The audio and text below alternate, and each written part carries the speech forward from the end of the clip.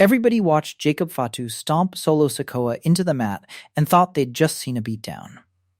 What they actually saw was Sikoa baiting the entire bloodline into showing their hand.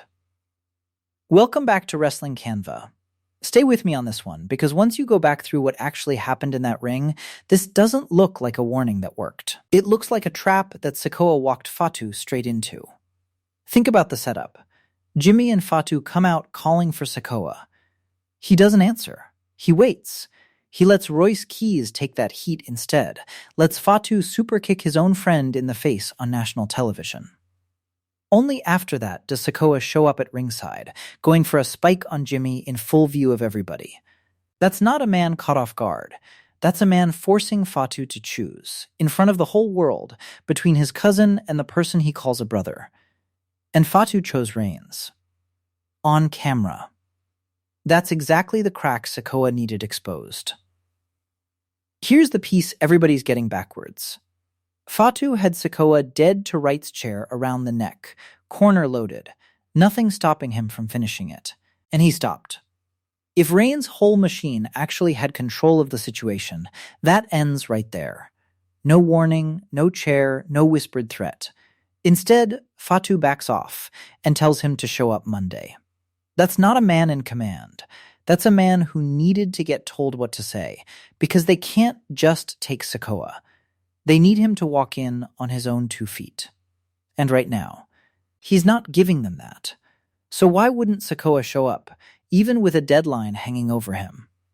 Because he already knows what walking into Raw looks like.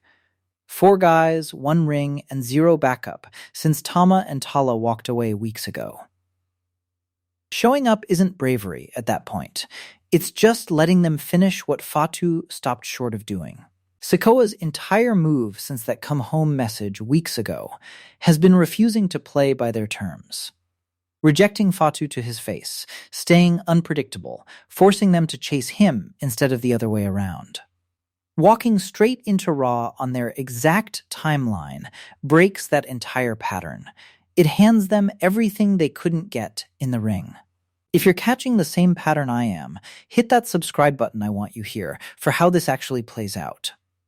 And there's still one name that hasn't entered this equation yet.